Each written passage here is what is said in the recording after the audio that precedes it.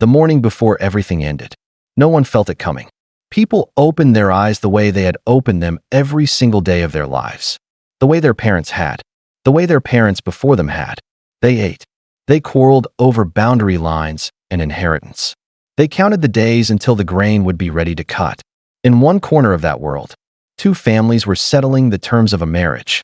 In another, a trader was tallying what the season had earned him. Babies were being delivered.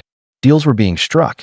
The whole vast engine of human living was turning over exactly the way it always had. Exactly the way every person alive assumed it would keep turning forever. Nothing in the sky said this morning was different. The ground did not shudder. No voice came down from above to mark the date. There was only one thing. One enormous, undeniable, impossible to overlook thing that set this morning apart from all the thousands that had come before it. A huge wooden shape resting on high ground in plain sight of everyone. Raised by a single man. Preached about for 12 decades. Laughed at by every soul who had ever passed it. They mocked it. They strolled by it. They raised their own children in its shadow and never stopped to ask what it was trying to tell them. And on that last clear morning, with the sun climbing the same way it always climbed, the door was still standing open. This is the account of those final hours. And to tell it right, we have to start 120 years before a single drop ever fell. To grasp what the world was busy doing in its last hours, you first have to understand what the world had turned into. And to understand that, you have to go back to the verdict. Not a verdict handed down by a court of men. Not the conclusion of scholars weighing the evidence centuries later.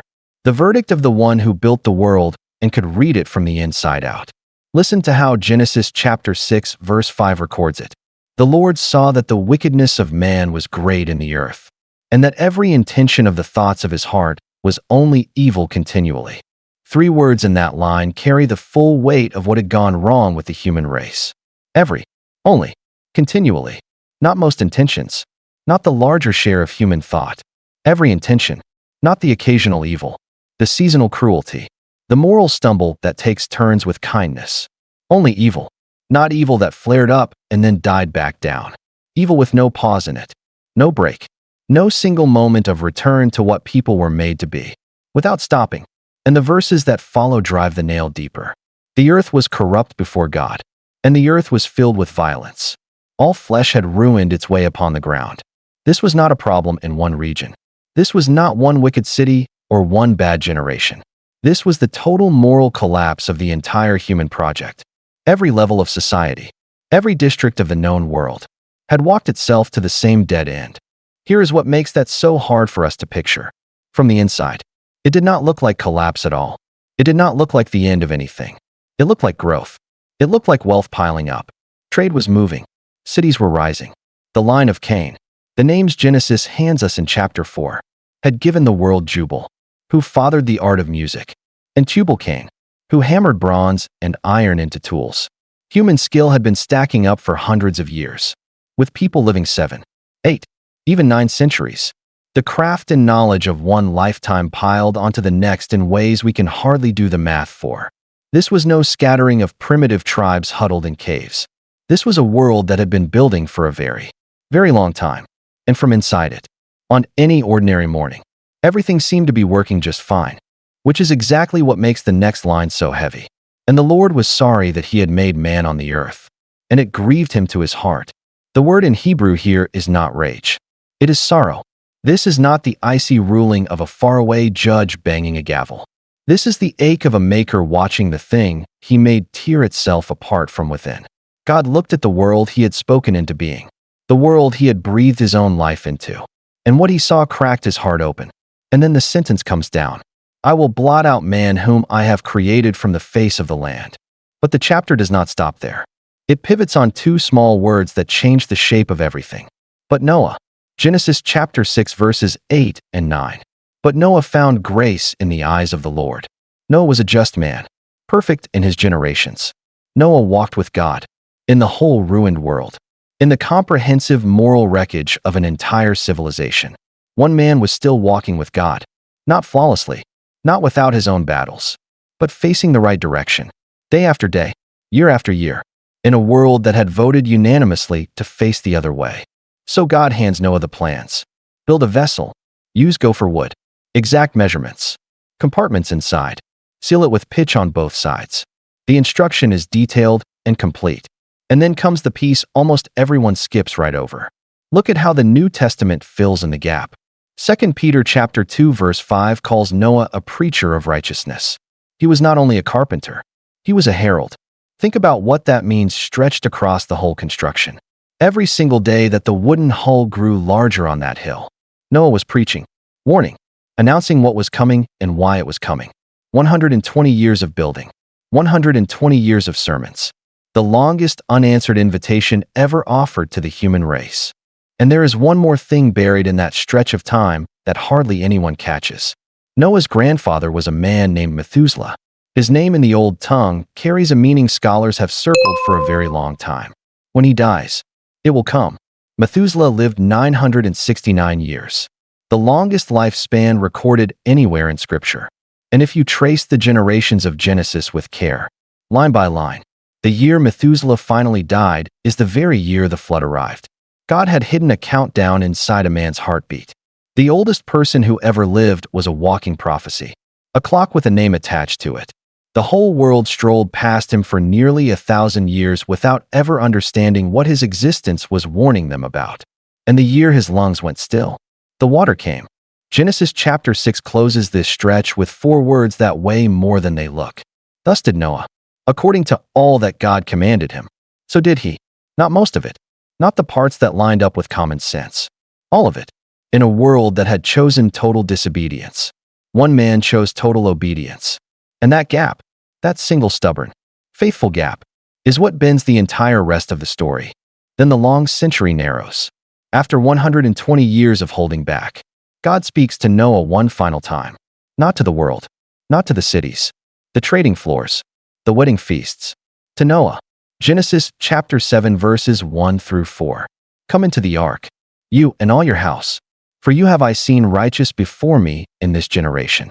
For yet 7 days, and I will cause it to rain upon the earth 40 days and 40 nights. And every living substance that I have made will I destroy from off the face of the earth. 120 years has just shrunk down to 7 days. The patience that held steady through 12 decades has set its last clock. 1 week.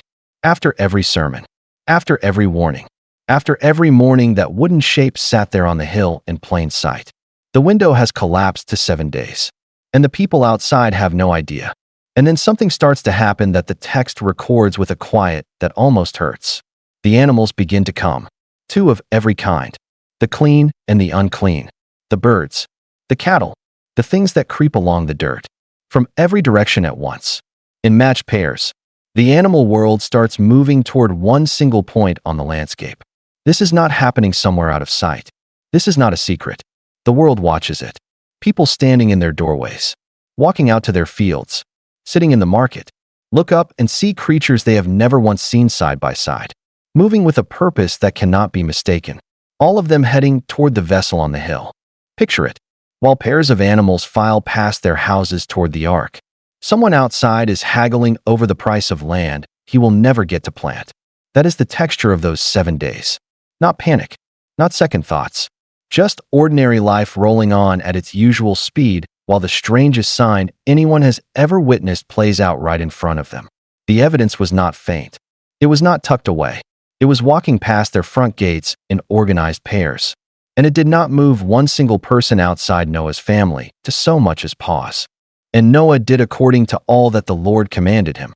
No hesitating, no lingering at the threshold for one last look, no backward glance at the life he was leaving behind.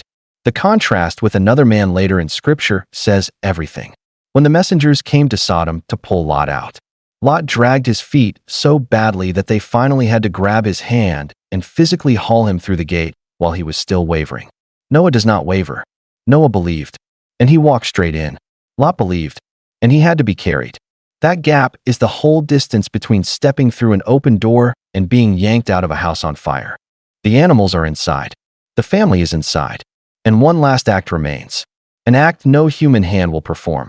Now the clock reads 24 hours. And here is where Jesus himself steps into the story. Because the Son of God reached back across thousands of years and chose this exact moment to describe the end of the age. Matthew chapter 24 verses 37 through 39. But as the days of Noah were, so shall also the coming of the Son of Man be.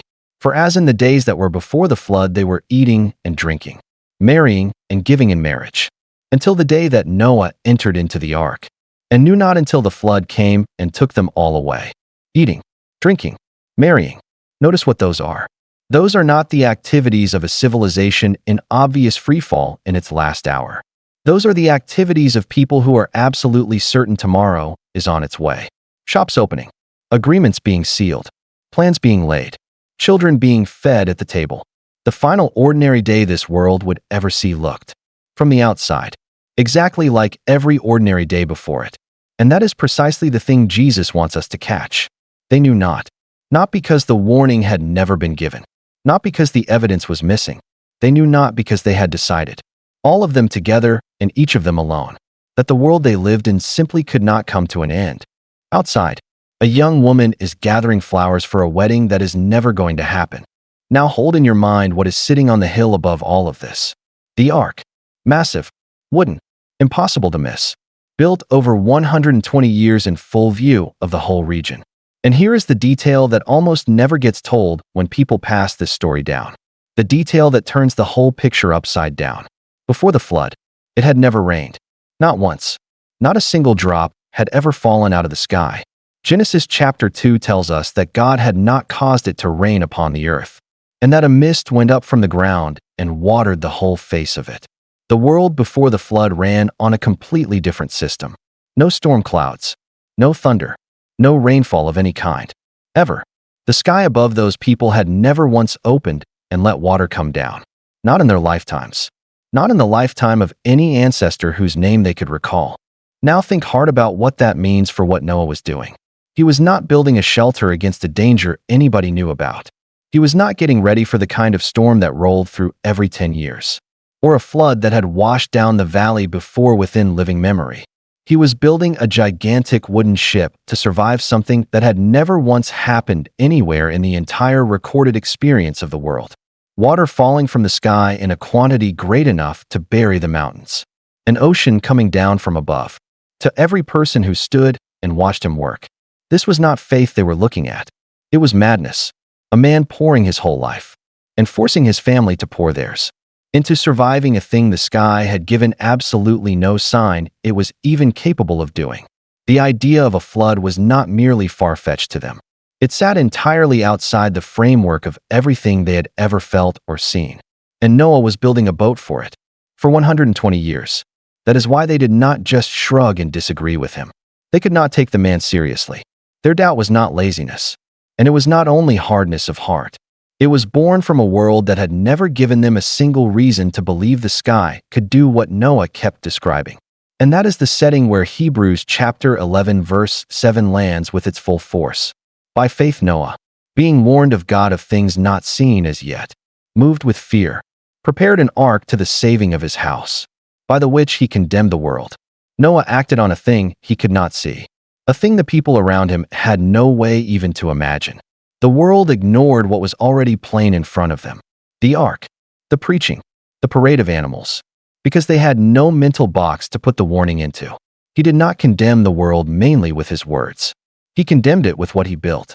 The ark on the hill was the sermon. Its sheer existence was the argument. And the world looked at it every single day and saw nothing but a fool building an answer to a problem that did not exist. So on that last day, the same sky stretches over two completely different worlds. Inside the ark, darkness, the shuffle of animals settling in for the long haul. 8 people breathing in the dark. Faith reaching out into a place where sight cannot follow. Outside the ark, sunshine, noise, laughter, the smell of bread baking. Total unshakable confidence that tomorrow is going to arrive exactly the way today arrived. One world has no window into the other. And inside a matter of hours, one will be carried safely and the other will simply cease to be.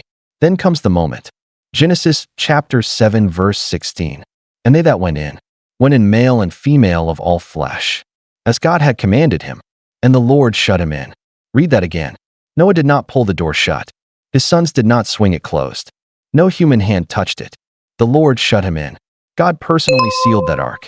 The maker of the entire universe reached down into the physical world and closed the door with his own hand.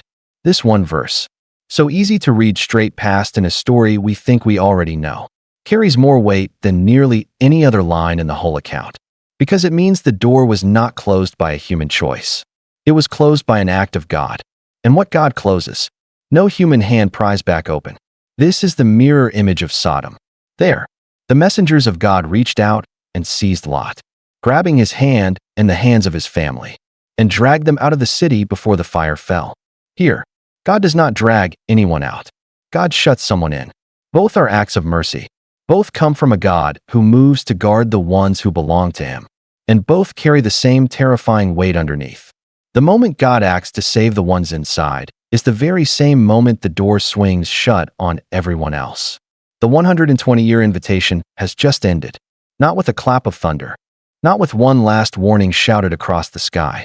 The door simply moves, quietly, completely, for good. Then comes the detail that may be the cruelest in the whole story to sit with.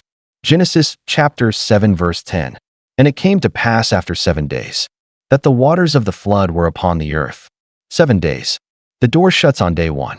And then for 7 full days, nothing happens. The sun comes up. The sun goes down. The weather is perfectly, boringly normal. The world that laughed at Noah for 120 years wakes up the morning after the door closes, looks at the clear blue sky, and feels completely vindicated. Nothing happened.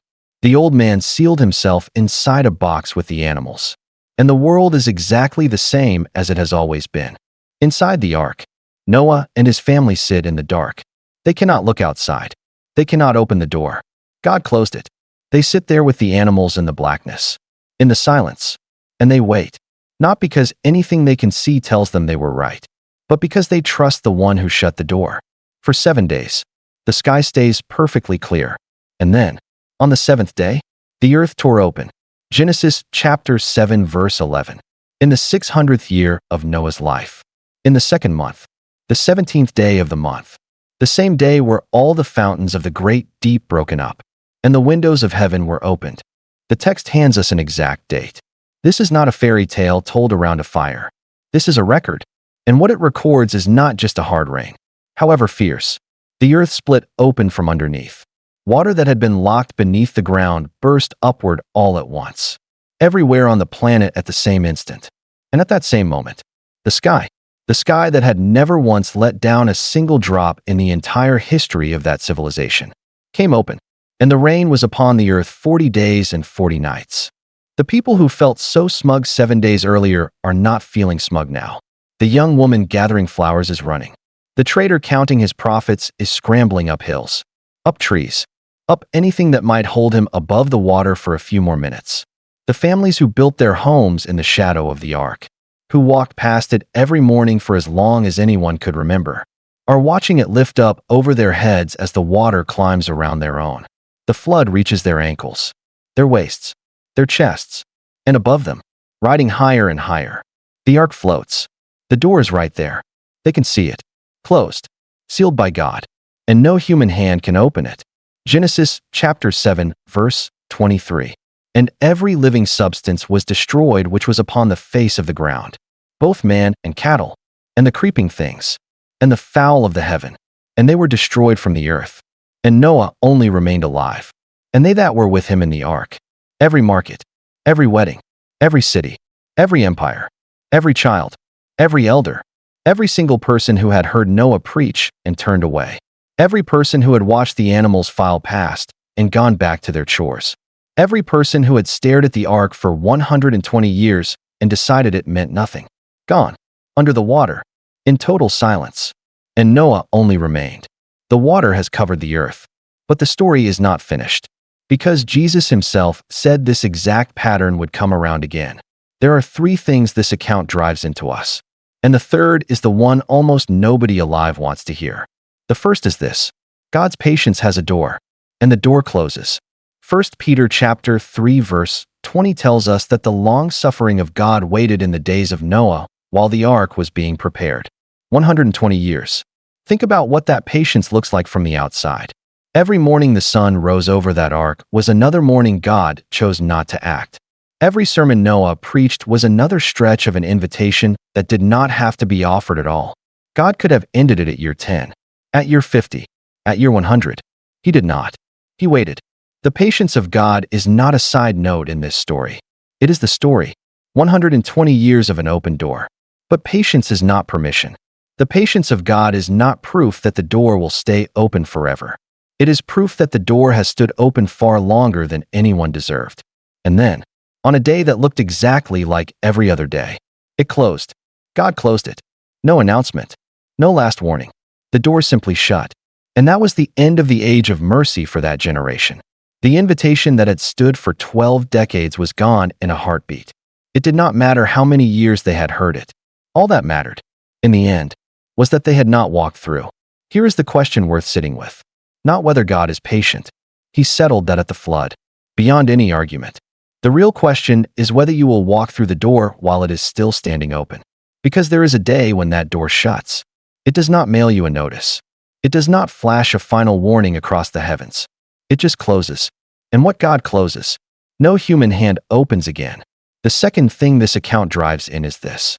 Seeing the evidence is not the same as believing it. Go back for a moment to everything the world before the flood had right in front of it. The ark.